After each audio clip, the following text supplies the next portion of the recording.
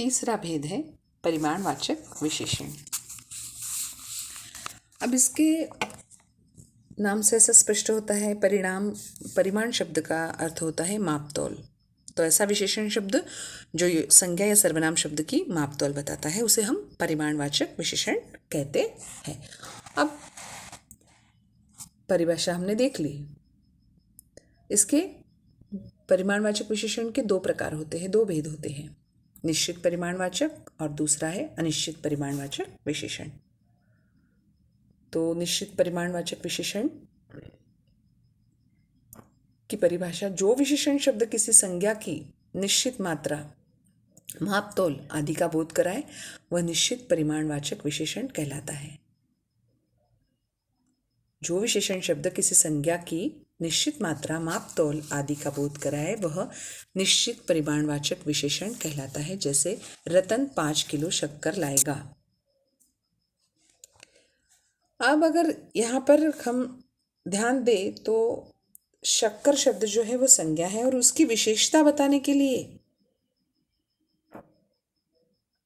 जिस शब्द का प्रयोग किया गया है वो 5 किलो। यहाँ 5 किलो शक्कर शब्द की संख्या नहीं बता रहा है, उसका गुण नहीं बता रहा है, बल्कि उसकी मापतौल बता रहा है। इसलिए यह निश्चित परिमाणवाचक विशेषण कहलाएगा।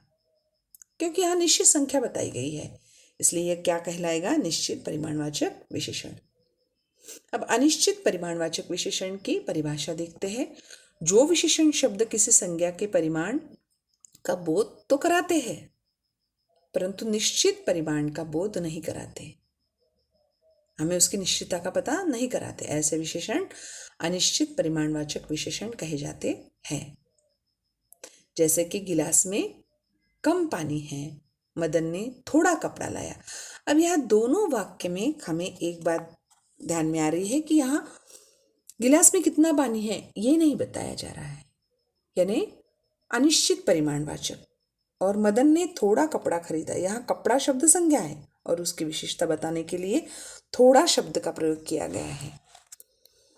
तो यहाँ फिर से कपड़ा इस संज्ञा शब्द की मापतौल बताई जा रही है, लेकिन निश्चित मापतौल नहीं बताई जा रही है ना। थोड़ा शब्द से हमें यह नहीं पता चल, मदन ने थोड़ा कपड़ा खरीदा। थोड़ा शब्द जो है वह कपड़े का निश्चित परिमाण नहीं बता रहा है, निश्चित मापतौल नहीं बता रहा है। थोड़ा शब्द से हमें ये नहीं पता चल रहा है कि कपड़ा कितना मीटर है, कितने मीटर है, इसलिए ये क्या हुआ? अनिश्चित परिमाणवाचक विशेषण हुआ।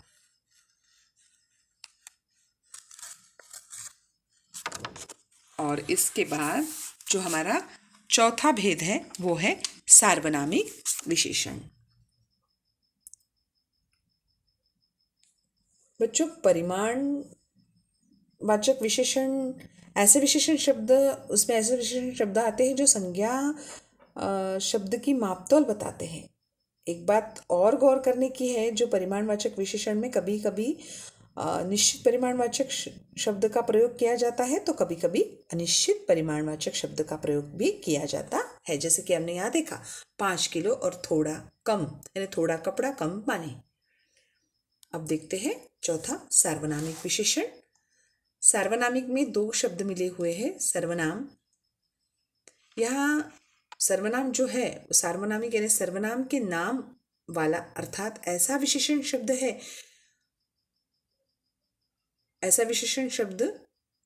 जो सर्वनाम तो है पर विशेषण का कार्य करता है। सार्वनामिक विशेषण में दो शब्द मिले हुए हैं, सर्वनाम। यहाँ जो है सार्वनामिक यानी सर्वनाम के नाम वाला, अर्थात ऐसा विशेषण शब्द जो है तो सर्वनाम पर विशेषण का कार्य करता है, या वह शब्द जो सर्वनाम होते हुए भी विशेषण का कार्य करता है उसे हम सार्वनामिक विशेषण कहते हैं। जैसे कि यहाँ मैंने आपको उदाहरण में दिया है, यह घर मेरा है। अब घर शब्द क्या है आप जानते हो, संज्ञा है। यह इस घर शब्द की विशेषता बताने का कार्य कौन कर रहा है? यह शब्द कर रहा है। यह घर कोई और घर नहीं बल्कि यह मेरा घर है। यहाँ यह शब्द घर की विशेषता के रूप में प्रयोग हुआ है। यह शब्द घर की विशेषता बता रहा है, इसलिए यह विशेषण तो है ही, लेकिन सर्वनाम होने के कारण इसे हम सार्वनामिक विशेषण कहेंगे, क्योंकि ये सर्वनाम है और विशेषण का कार्य कर रहा है।